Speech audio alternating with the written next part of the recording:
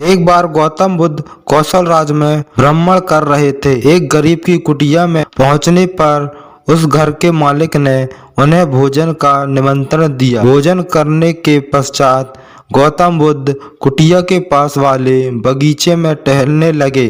अचानक उनकी नजर एक ऐसे स्थान पर पड़ी जहां ना तो कोई पेड़ था और ना ही कोई घास उगी थी। पूछने पर माली ने बताया कि जब पेड़ लगाए जा रहे थे तब एक मूर्ख बालक ने पेड़ों को उखाड़ उखाड़ कर उनकी जड़ें नाप नाप कर पानी दिया था, जिससे सब पेड़ खत्म हो गए थे।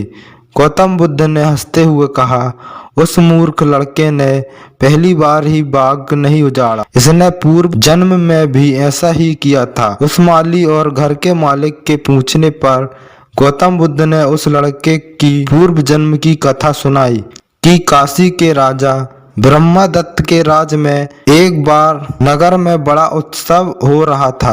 राजा के मालिक की भी इच्छा हुई कि वो भी नगर में जाकर उत्सव देखे, लेकिन उस पर पेड़ों को पानी देने का उत्तरदायित्व था।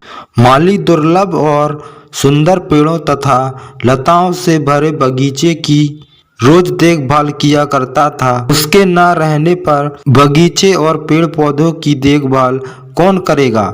इसका विचार करने पर उसे अपने बंदर मित्र का ध्यान आया। वह बंदर बगीचे में रहने वाले बंदरों का सरदार था। किसी तरह एक बार मालिक की बंदरों के सरदार से दोस्ती हो गई। उसने बंदरों के सरदार के सामने अपनी समस्या रखी और उससे कहा, मित्र, क्या तुम एक दिन के लिए अपने साथियों के साथ मिलकर इस बगीचे को सींच दोगे? मुझे एक जरूरी काम से बाहर जाना है। बंदरों के सरदार ने यह काम करने का आश्वासन दे दिया। जब माली चला गया तो सरदार ने सब बंदरों को बुलाया और समझाया, देखो दोस्तों, आज हमें एक परोपकार का काम करना है।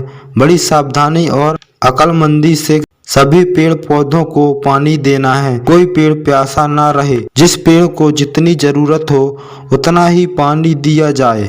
उन्होंने अपने सरदार से पूछा।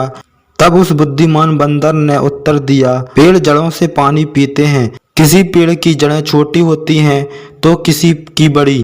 तुम लोग ऐसा करो कि सभी पेड़ पौधों को उखाड़ उखाड़ कर उनकी जड़ की गहराई को देख लो। जिसकी जड़ जितनी गहरी हो उसको उतना ही पानी दो। सरदार का आदेश पाकर बंदर बर्तन ले लेकर सिंचाई करने लगे। अब बंदर तो बंदर ही ठहरे। उन्होंने सभी पेड़ों को पहले उखाड़ उखाड़ कर उसकी जड़ें नापी और फिर उसे लगाकर उसी हिसाब से उसमें पानी डाला।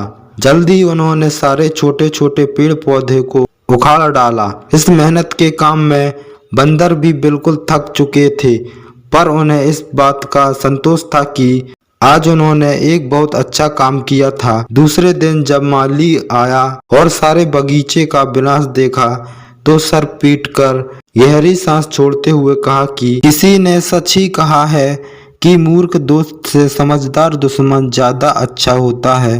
कथा को खत्म करने के बाद गौतम बुद्ध मुस्कुराते हुए बोले, अब तो आप समझ ही गए होंगे कि एक मूर्ख दोस्त से समझदार दुश्मन ज्यादा अच्छा, क्योंकि एक मूर्ख दोस्त का उपकार भरा काम भी हमें दुखी देता है। गौतम बुद्ध ने आगे कहा, इस संसार रूपी बगीचे को भी एक अच्छा जीवन जीने लायक स्थान बनाने के लिए अनगढ़ और मूर्ख व्यक्तियों को नहीं, बल्कि श्रेष्ठ चिंतन से युक्त व्यक्तियों की ही ज्यादा आवश्यकता है।